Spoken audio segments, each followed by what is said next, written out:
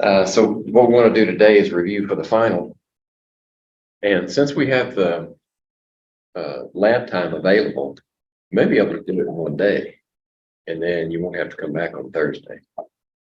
Take Thursday off. If you need, in the course of your studies, if you think you need some help, then I'll be zoomed in Thursday afternoon with my regular office hours. Come in then. I won't have to open the regular session for our class. Okay.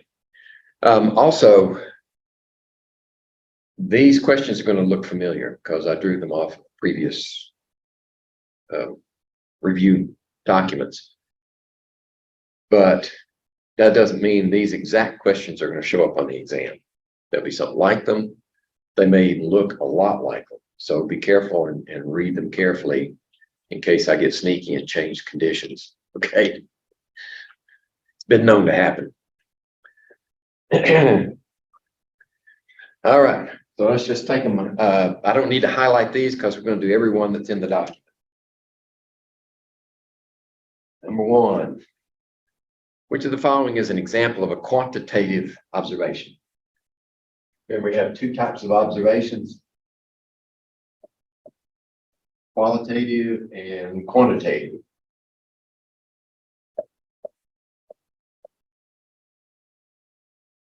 And you can pretty much tell what they mean by the names. All right, this just describes some rough quality of something, like what's its color? You know, is this one bigger than that one? Quantitative means that you've got some sort of measurement involved. You're going to have a number and a unit of measure as part of the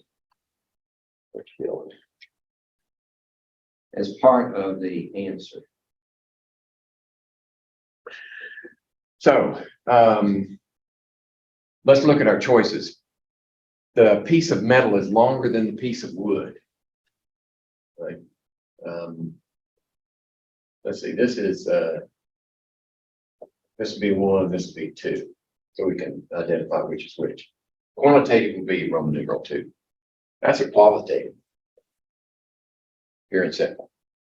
Solution 1 is much darker than solution 2. There we go again. More qualitative. The liquid in beaker A is blue. All right, we're still talking qualitative. The temperature of the liquid is 60 degrees. That's definitely quantitative. It has a number involved. And E is 2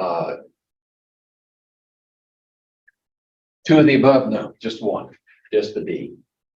D is the only correct answer to this problem.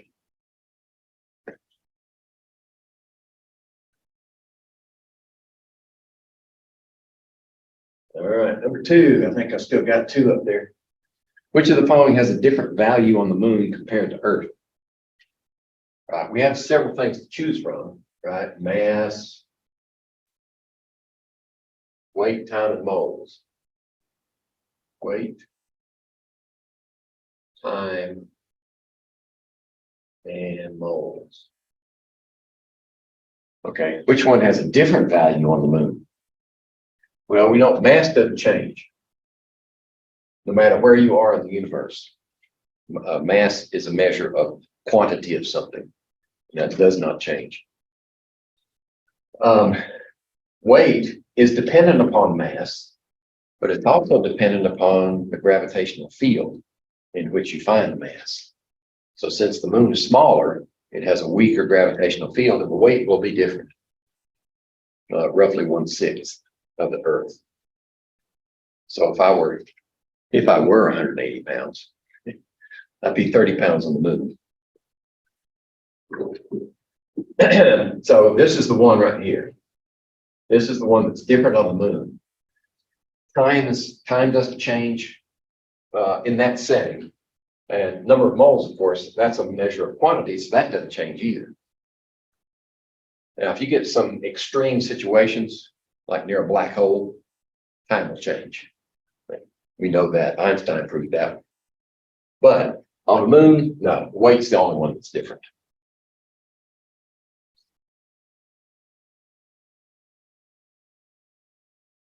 All right.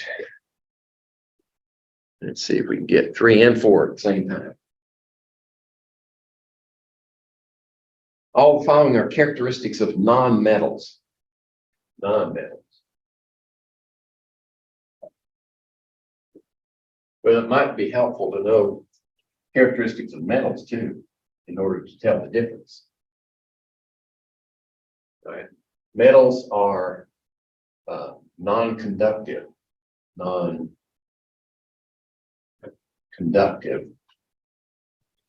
of heat and electricity. Where metals are conductors. Okay. Non-metals are usually brittle. When they're solids, the solids are brittle. Non-metals can come in all 3 phases: solids, liquids, or gases. Whereas metals are usually, most of them are solids. Right? We have one liquid at room temperature. Mercury. Most of those are solids. These can be solids, liquids, or gases. And when these are these solids, they're ductile. Right? They can be shaped. They can be they're malleable. Actually, malleable is shapeable. Ductile is stretchable. And when metals are polished, they usually have a what you call a luster, where non-metals are dull. All right, so which one fits? All the above non-metals except one. Okay. 4 conductors of heat. That's true. Brittle. That's true. Ductile. Nope. They are not ductile. So C would be the answer to that one.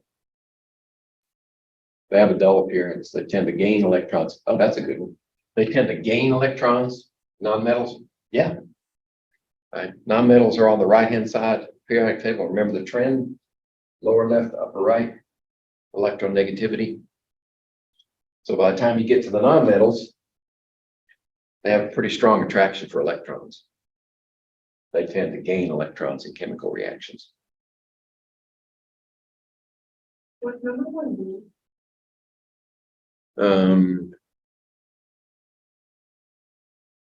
Yeah, 1 is D. 2 is B.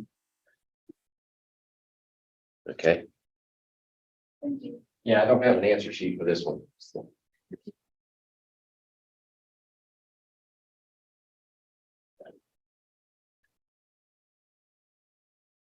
Let's see, 4. The correct name for FeO. I think we remember our nomenclature. All right, is this a type 1, 2, or 3 compound? Well, it's not a 3. Right, 3 is a non-metal, non-metal. So it's either a 1 or a 2. The 1s, the metal has a fixed charge. How about iron? Let's look where iron is. Over here. Most of these have multiple available charges. So it would be a type 2 compound. So now we have to figure out what the charge is. Oxygen comes from this family. These have no charge. These have -1 when they're combined with metals. -1, -2. So that would be a -2 charge. That means this is a +2. So we would say iron 2 oxide. Okay. That's D.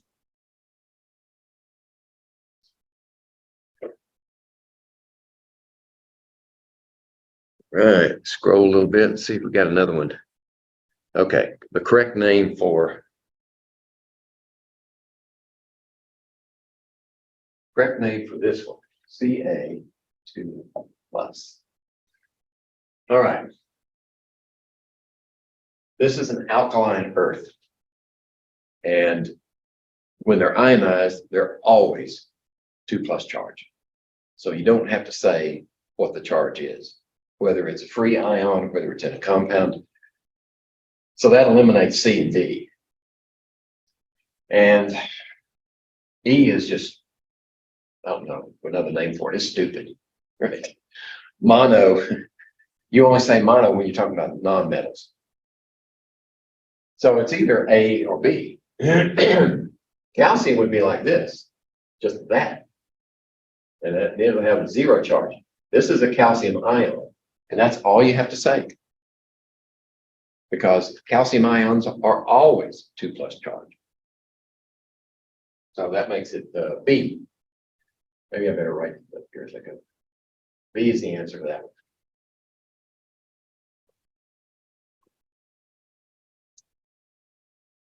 All right, oops. Is that going to work?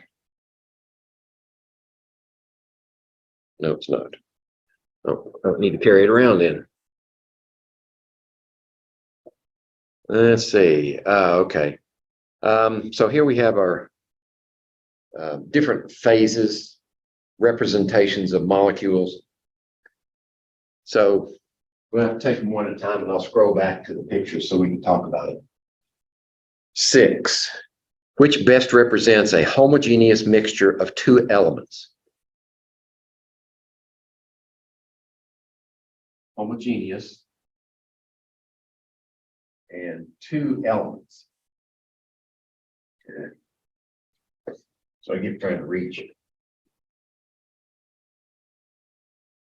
Okay, so notice the representation. If it's a circle or a square or some other shape by itself, that's an element. If you combine 2 of them together, that's a compound. Okay. So process of elimination, right? It can't be B. Let's see, A, B, C, D, E. It can't be B because there's only 1 element. Right? It can't be C because that's a compound. Right? It can't be E because there's compound and element. How about D? That's a mixture of elements, right? 2 elements. Yeah, 2 elements. But are they homogeneous? No, it doesn't look like they're homogeneous to me. So process of elimination means A has to be it, and we check it out. And the representation there is that if the molecules and atoms are far apart, you got a gas. Right? That's a gas. And it's got 2 elements. It's always a solution. It's always a homogeneous mixture. That's one characteristic of gases. You can put as many gases together as you want, and you've always got a homogeneous mixture every time.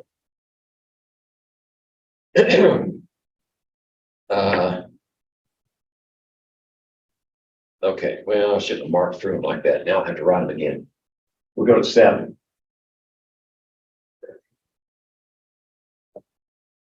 So what does 7 say?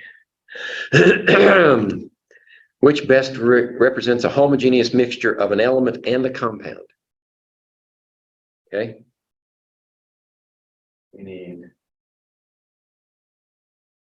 homogeneous, element,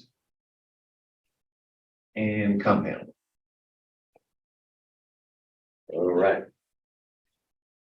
So A has no compound in it. B has no compounds.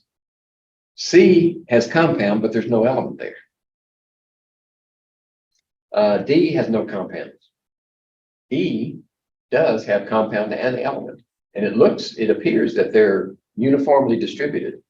If you follow across, let's see, is my cursor working on this thing? It's not.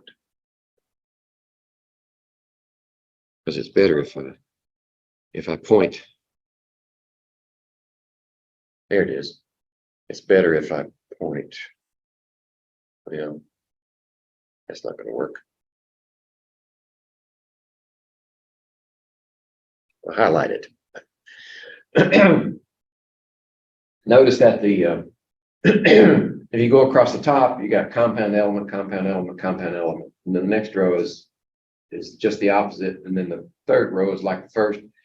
So that signifies homogeneous mixture, and you do have element compound. So E is the one that fits this description best. About 8. What does 8 say? Which best represents a solid element? Okay. Well, you definitely don't want A. That's a gas. You don't want C. That's probably a gas also. E, they're not close enough to be a solid. Probably a liquid. D, most likely is either a solid. Actually, E is probably not a liquid either. D, they're close enough to be a liquid, but they're not. They're mixture. That's a mixture. Right. Solid element would have to be B. Right. You've got regular arrangement of the same atoms all the way through.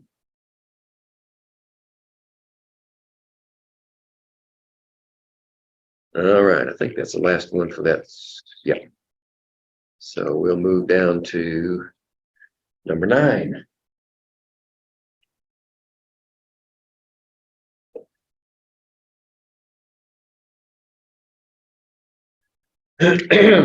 All the following are in aqueous solution, which is incorrectly named. Okay. Why do we say they're in aqueous solution?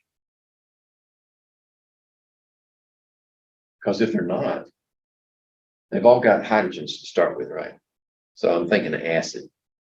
But they're really not acids until we put them in aqueous solution. Right? D, HCl would be hydrogen chloride if it were a gas. You put it in aqueous solution, that makes it an acid and change the naming convention. So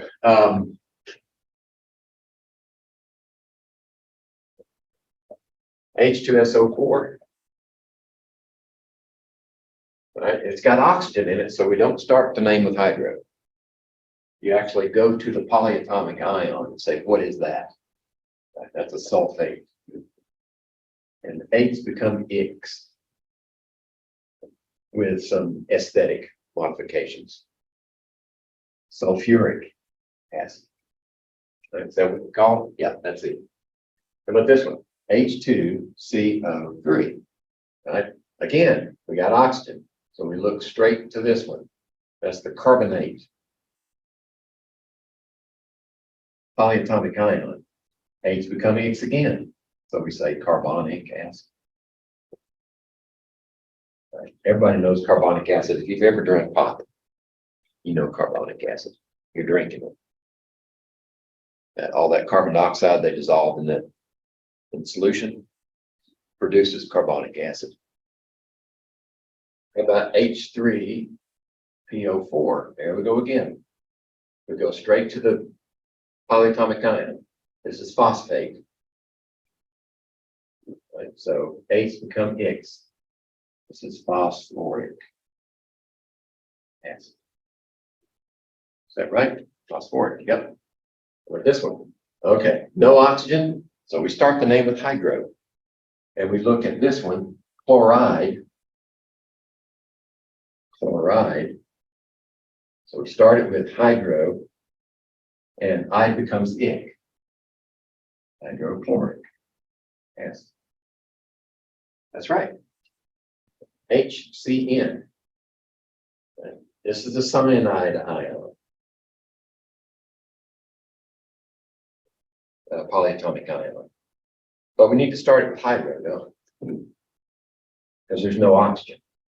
Hydrocyanic acid. That's the bad one. Right there.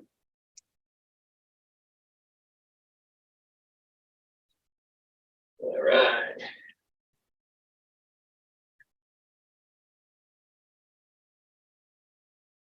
Nine scroll. See the following 3 archery targets for question 35. Okay. Oh, I got the numbering off. We make a note of that. Okay. This is for number 10. Okay. I thought I caught all my mistakes, but obviously I didn't. Okay. 10. Which of the following figures represents results having low precision? All right. Difference between accuracy and precision. All right. If something is accurate, it's close to the true. I'll put that in quotes into the true, close to the true value. It could be just an accepted value. And this one is close grouping of samples. So they don't have to be close to the true value, they just need to be bunched together. Right? So if we're looking for low precision, not high precision, low precision, that means the grouping is spread all over the place. All right, Roman numeral 1 qualifies, looks like to me. Low precision. 2 and 3 are both high precision. Right, they're good grouping. Right, so figure 1 only. That would be A.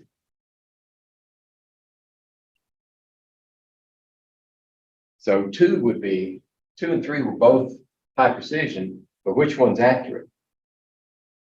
Only 3 is accurate.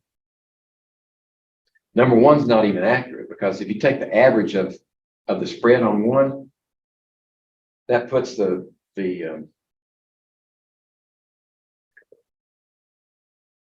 it goes. That puts, that's not going to work. It changes when it gets over those figures. It changes the cursor. But number 1 is not even accurate. It's not accurate. It's not even precise. We're missing 1 though, aren't we? If 1 is not accurate, not precise, 2 is not accurate but precise, 3 is accurate and precise. What about not precise and accurate? You'd have a big spread, but the average of all those would put it on the bullseye. That's missing.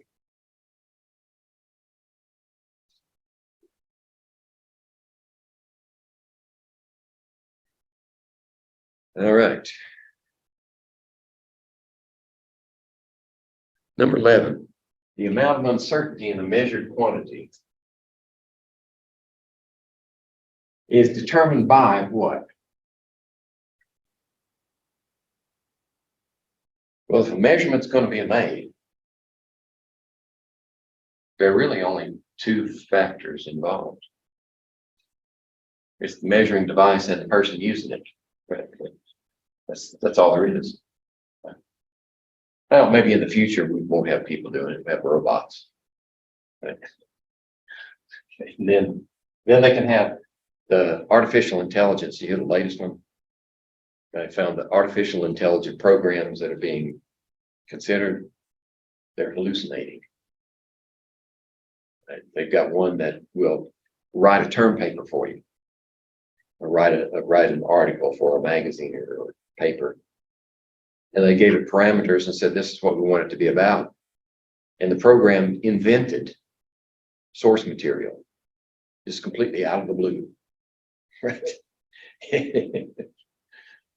Just made stuff up.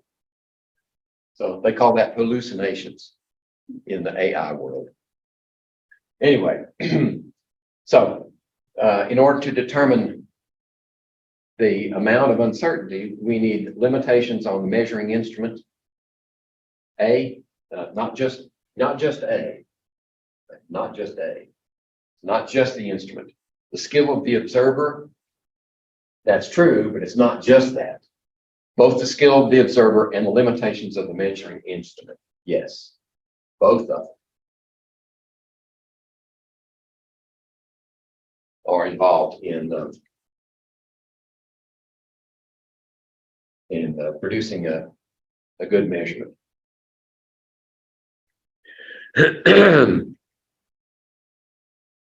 Let's see, can we get, yeah, we get those two. Well.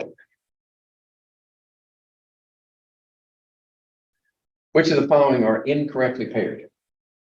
Oh, okay. B, C, D, E. Okay. We got calcium, vanadium, these elements. H and U.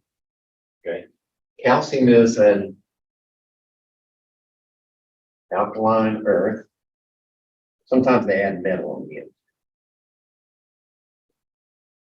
Vanadium is a transition element. Sometimes they call it transition metals because they're all metals.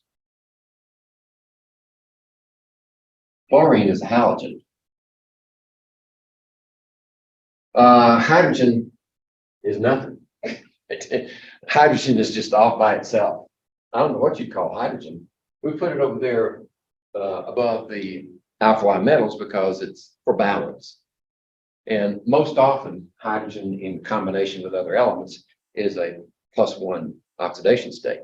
So I think that's why we put it over there, but it's not an alkali metal at all. It's definitely not a noble gas. Right? So that's the wrong one. And uranium is down there with the actinides. Right. So hydrogen, I don't know what a correct answer for hydrogen would be. Right? Hydrogen is unique. Just one proton all by its lonesome.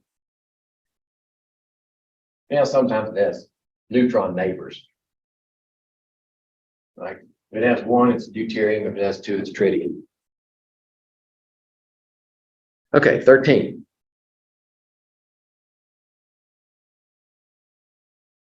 The boiling of water is a, we're going to boil water.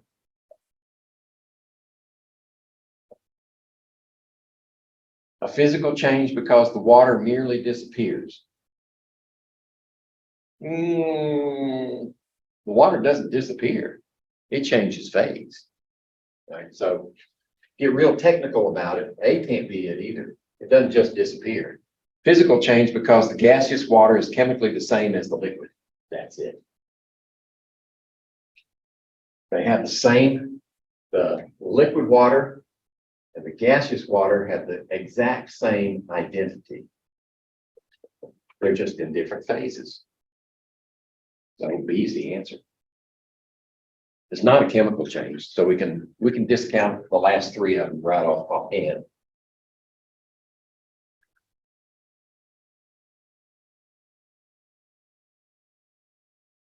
Let's see, let's do This one, fill in a chart.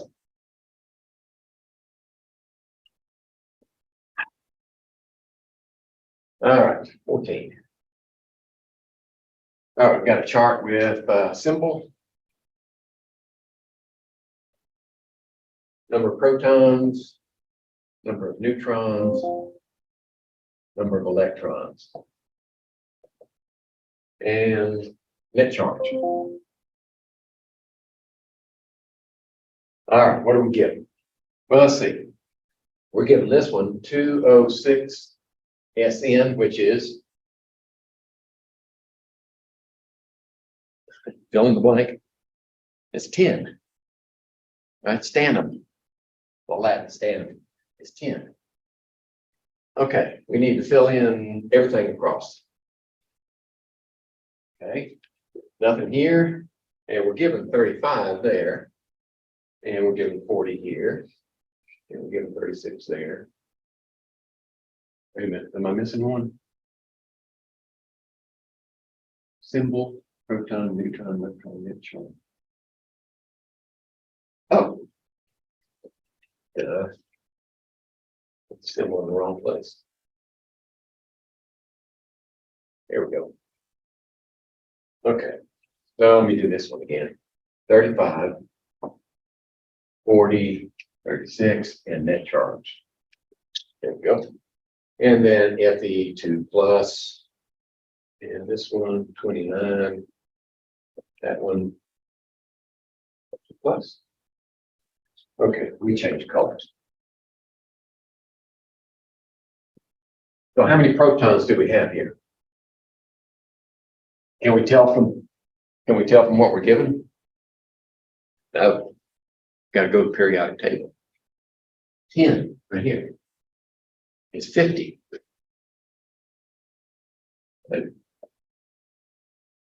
How many neutrons?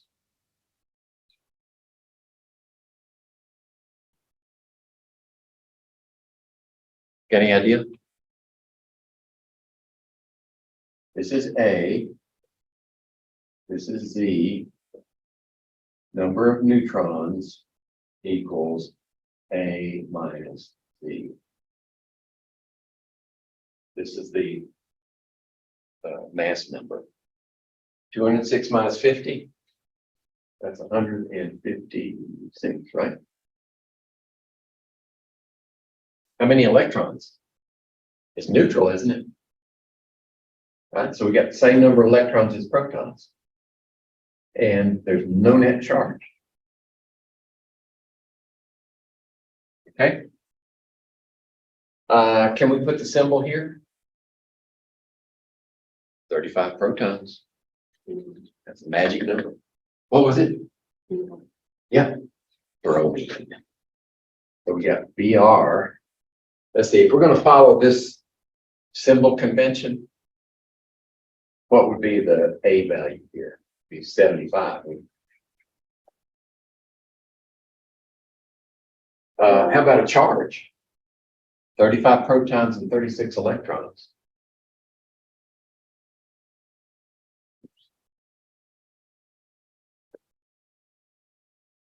Negative charge. So we need a negative there. How about this one? I got the charge over there already. How about number of protons?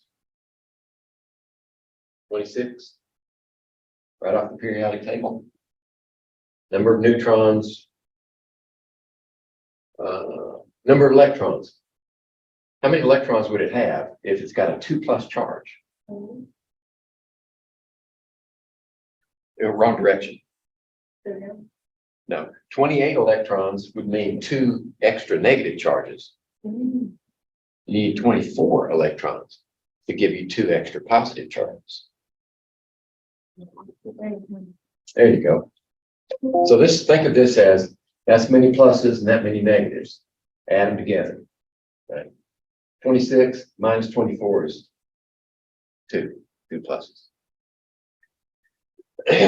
Okay, that was taken care of. Put that back in my pocket. All right, 14.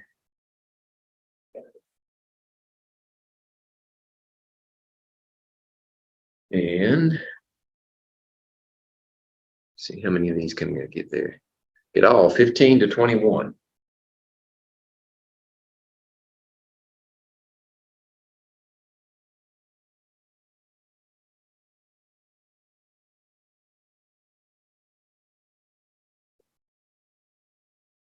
All right.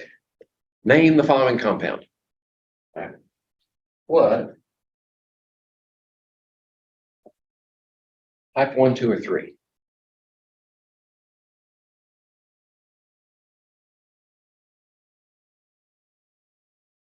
Is it a metal nonmetal or a nonmetal nonmetal? Where do they come from? That's a nonmetal. What about this one? That's a nonmetal. Let's see where the jagged line is. Nonmetal, nonmetal. So it has to be a type 3 compound. That means all you have to do is say how many there are. And if there's only one in the first place here, you don't say how many. You just write what it is. Carbon. Then you say how many is that one? What's the Greek prefix for 4? It's what? Tetra, yeah. Tetra fluoride. There we go. Okay, how about this one? Metal, nonmetal? Yeah. Hydrogen's usually considered a nonmetal. So, is it a 1 or a 2? type. Well, lithium comes from alkali metals, right? It's always a +1. That means we don't have to say what the charge is on lithium. Lithium. And then what do we say about the second position?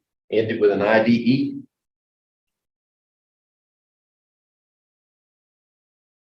There's hydride. Okay. Well, since this is neutral, that's an aside. If this one's always plus, then this is the case where hydrogen has to be a minus. It's usually a plus in most covalent compounds. But when you stick it in here with a metal, it is more electronegative than the metal, so it assumes the negative charge.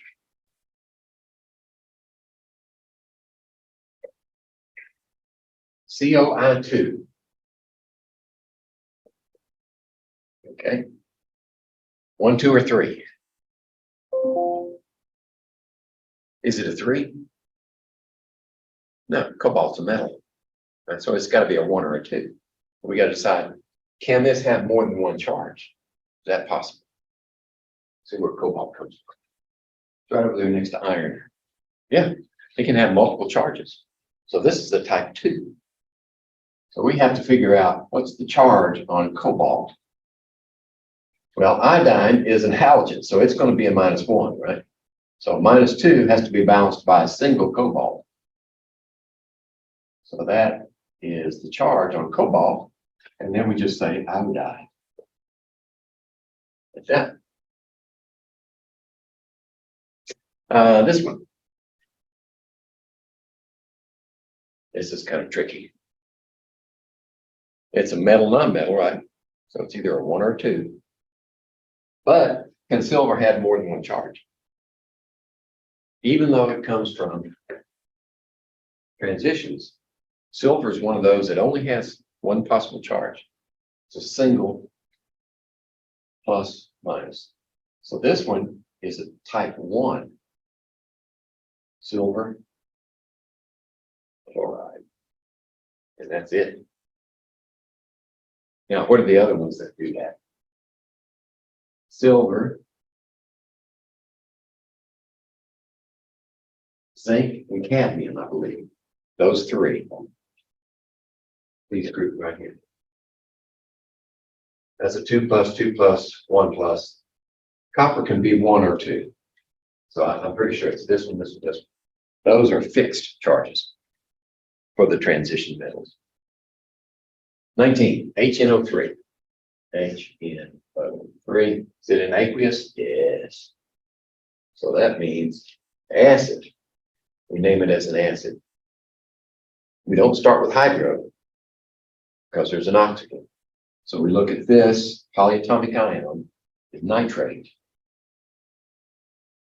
And H's become X. Just say nitric acid. Okay. N2O4, 5, N2O5. Okay, 1, 2, or 3.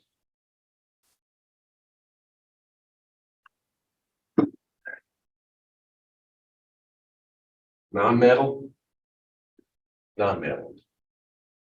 Right, type 3. So you just say how many there are. In this case, we do say dinitrogen.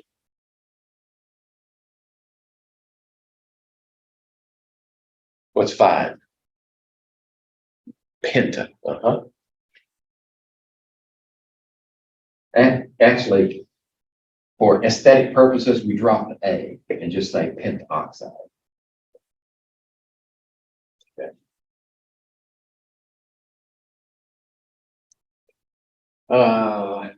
NH or NO3. So how are we going to name this one? With both polyatomic ions. Right. So we're going to treat it as a type 1 compound because this is a fixed charge and that's a fixed charge. And they have fixed names also. So ammonium is the cation position and nitrate is the anion position. And that's it.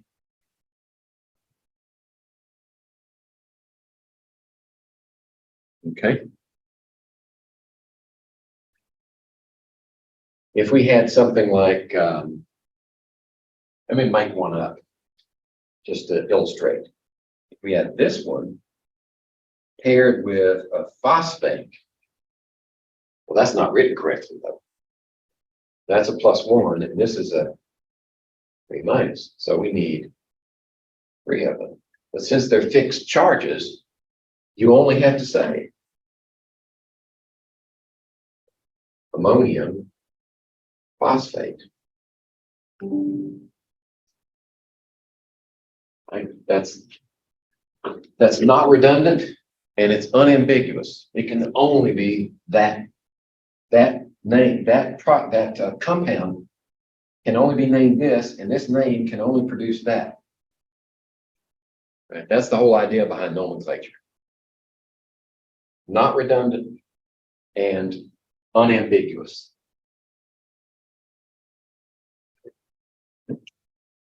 All right, got down to 21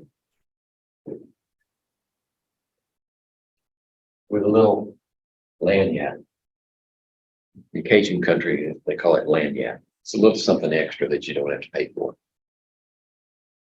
Although I went to a festival one time, it's called Lanyap on the Bayou. It was down in the swamp. And we walked around and they had booths, you know, everything like that. And nothing was free. There was no lanyap at the lanyap. You had to pay for everything. Okay.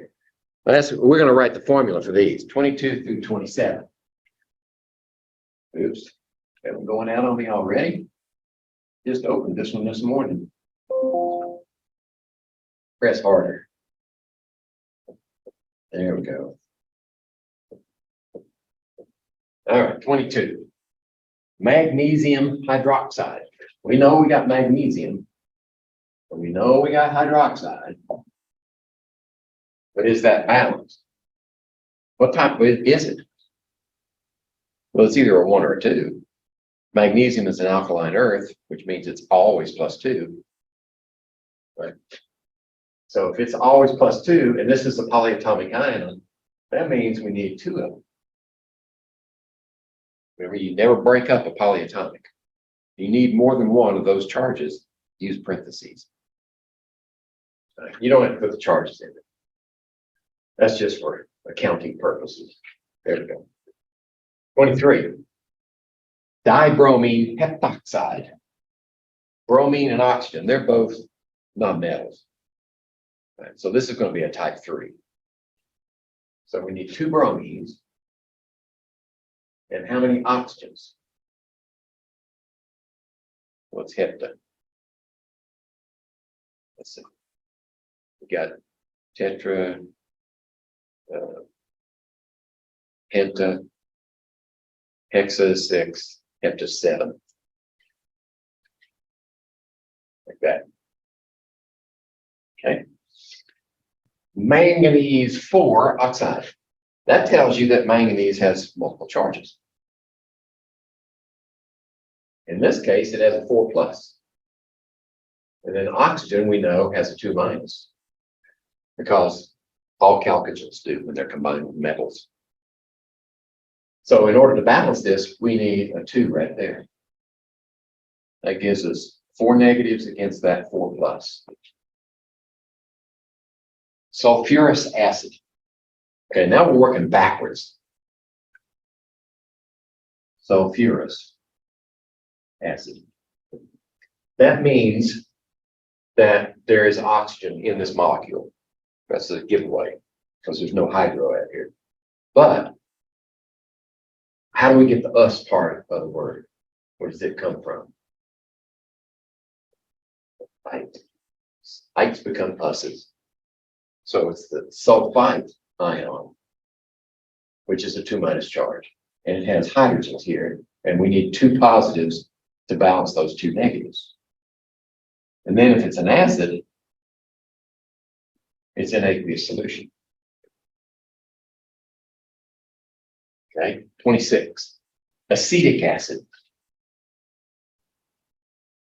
Okay, we know this one has oxygen in it. There's no hydro. It's derived from,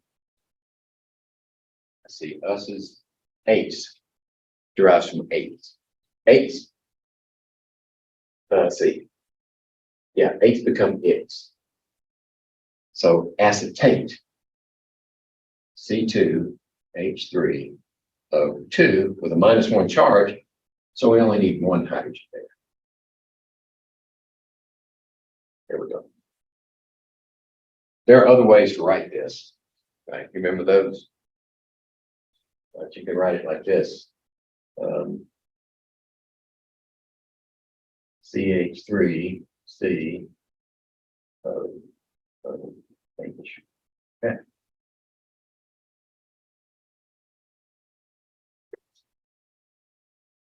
Okay, 27, nitrous acid.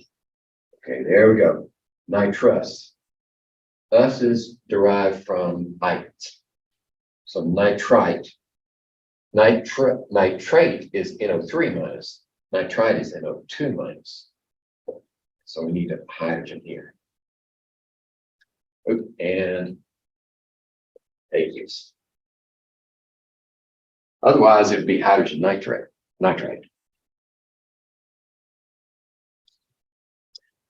Okay. So we've got formulas from names and names from formulas.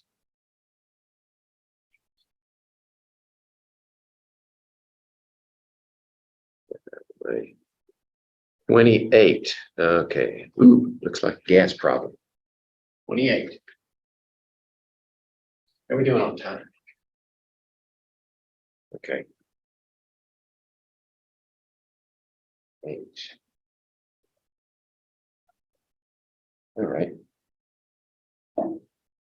A manometer is attached to a sample of gas that occupies a volume of 2.34 liters. Sample of gas that has a volume of 2.34 liters. It's attached to a manometer.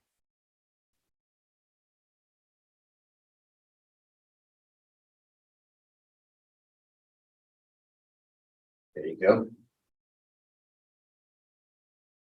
The mercury level in the arm of the manometer attached to the gas sample is 24.3 torr lower than that of the arm open to the atmosphere. So this one is down here. This one is up here. And the difference between the two is 24.3 torr. It says this one was lower, correct? Yeah. Atmospheric pressure is 1.23 atmosphere. 1.23. What's the pressure of the gas, of the sample of gas? Okay. So our answers are in torr. So we might as well convert this one to torr. 1.23 atmospheres. What's the conversion factor?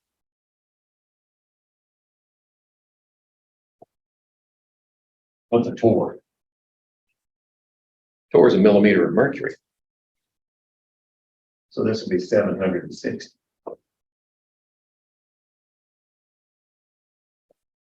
Right, so 1.23 times 760 is 935 torr. 935 torr is atmospheric pressure.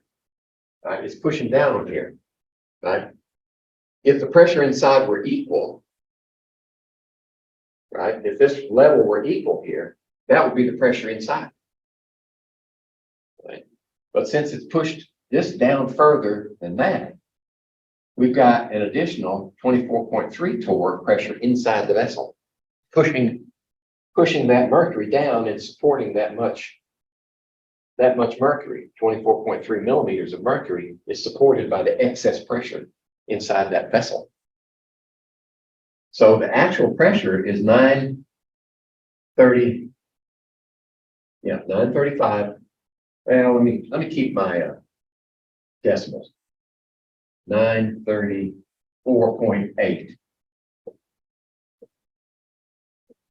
Because this one has a decimal in it too. So 24.3. One is 8, 9, 5, 9, 959. 4. E is the answer. It helps to draw a picture. Now, if you try to figure this out just by looking at the words, I don't know about you, but it spins my head around.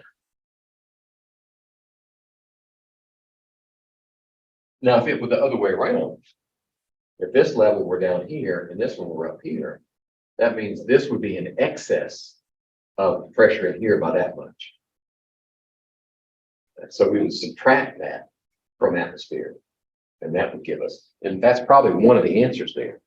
If we subtracted this, like 910, yeah, C, right? If you subtract instead of add, then you would get C. Yeah, question. You added there though. Right, I needed to. I was just saying, what if? Oh, okay. Yeah, what if this level were up here and this level were down here? Then the pressure inside would not be enough to lift that much. It couldn't work against that much pressure by this amount. So the inside here would be a pressure that was this much less than the atmospheric. Sorry, I didn't mean to confuse.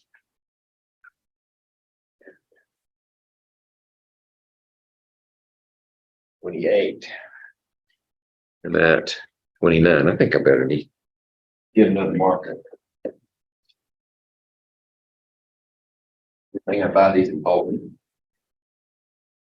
29. Complete the following. Because real gas particles have attraction for one another. Real gas particles. Real gas particles attract. Because of that, which one of these statements is true? Real gases act most ideally at STP.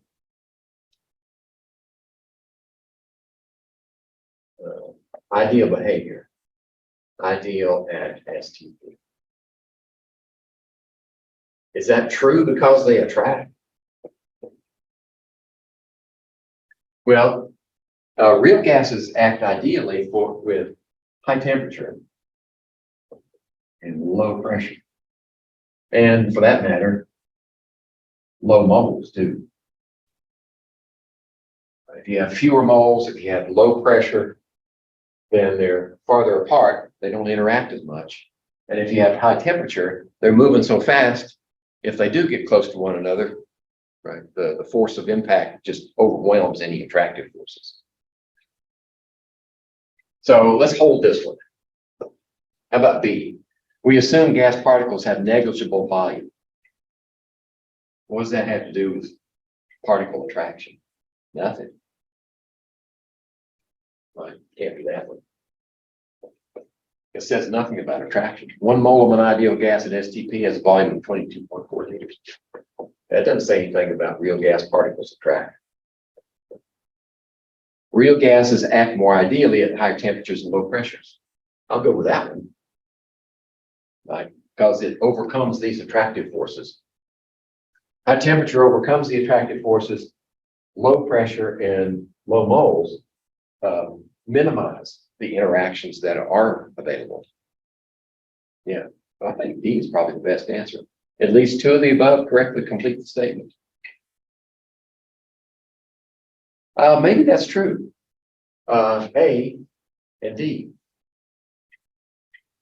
Right, they behave ideally at STP because of this factor. I think A and D both would be a good answer for that.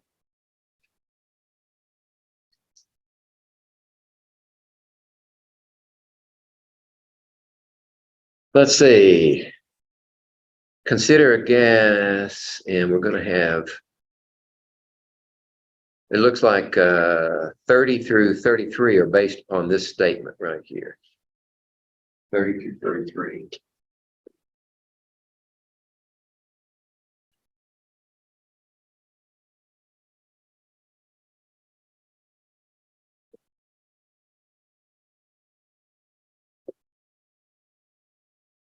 Okay.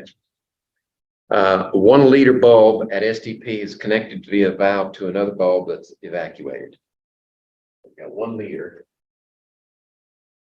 that's connected by a valve. This is a vacuum.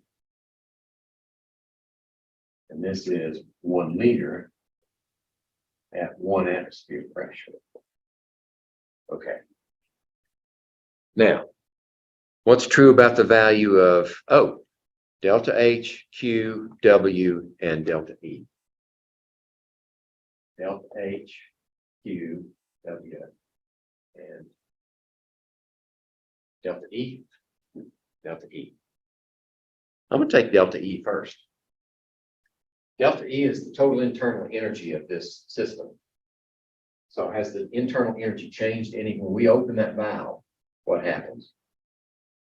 The gas just expands into that space. It doesn't add energy, it doesn't subtract energy. Right? So this one is equal to 0. It's not pushing against an opposing pressure, right? So it's not doing any work. So W is 0 also. And if delta E is equal to 0 and it's equal to Q plus W, and W is 0, then Q has to be 0 also, right? There's no heat exchange at all. And delta H is enthalpy. It's equal to Q under constant pressure. So that's kind of iffy there. But it also expresses heat potential. And there's no change in heat potential at all. So they're all 0. Right, so how do you explain the expansion? Entropy. Remember entropy? Didn't it keep you up at night? Couldn't sleep because of entropy. So all of those are. All of them are 0, right? Equal to 0. Yeah, B for each one.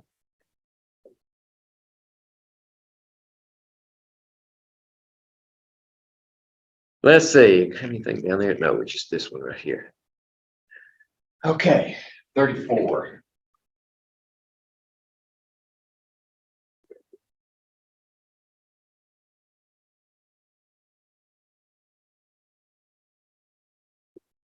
Right. Choose the correct equation for the standard enthalpy of formation for CO.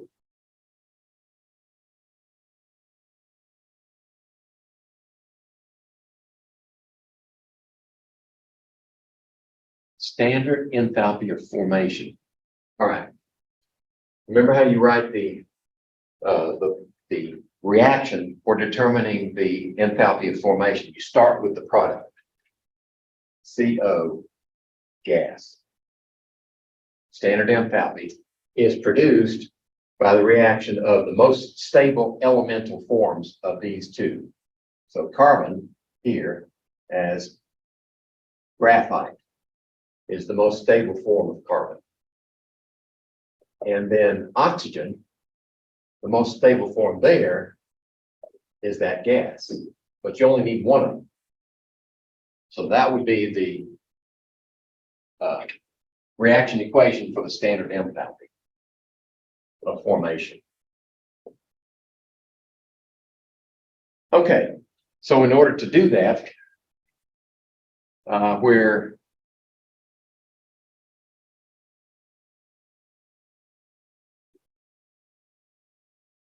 wait a minute, am I missing something?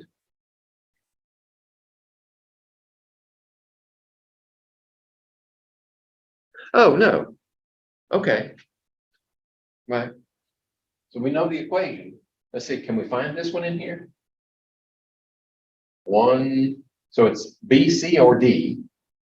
Right, then we go to oxygen. The only one with O2 is C. Yeah. And minus 110.5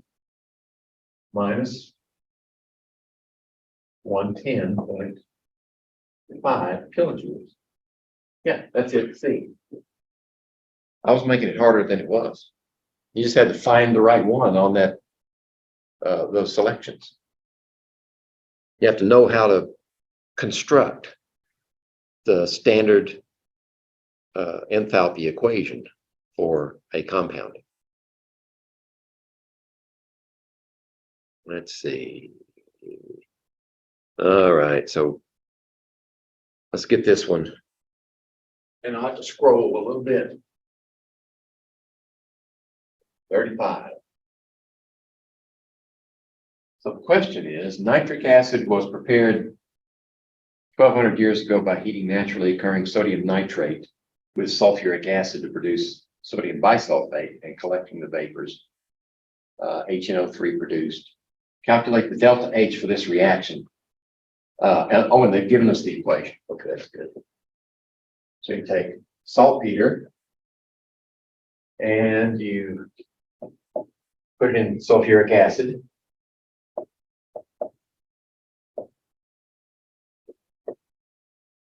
And you get sodium bisulfate. That's an archaic name, trivial name. Sodium bisulfate is sodium hydrogen sulfate.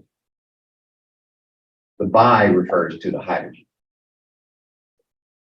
And collect HNO3, comes off as a gas.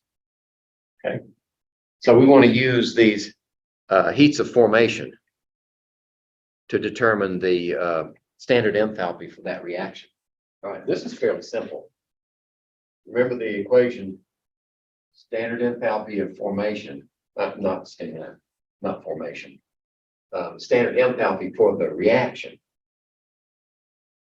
is equal to the sum of the enthalpies of formation for the products. Right. And if you have in multiples here, you have a coefficient. Let's see, is this balanced? One sodium, one nitrate, two hydrogens, one sulfate. Okay, so it's already balanced. If we had any coefficients here, they would go in front of each one of the terms. And then you subtract the standard enthalpy of formation. This is formation of the reactants. Okay. So all we have to do is say sodium nitrate. That was minus 467.8. Those kilojoules? Yes, kilojoules. Okay.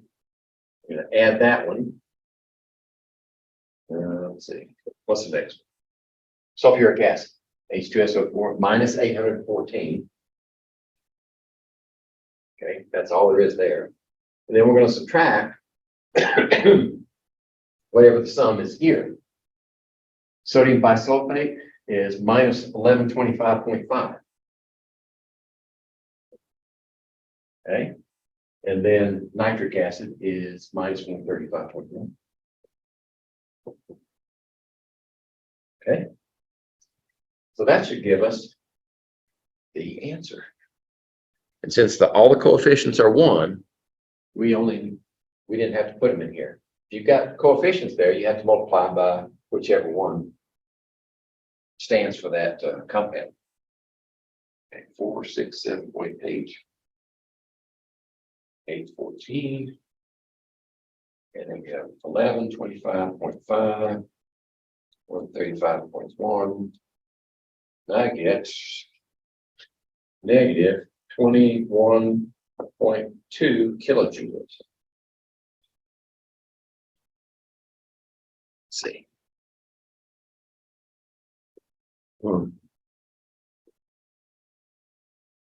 Here we go. B is the answer.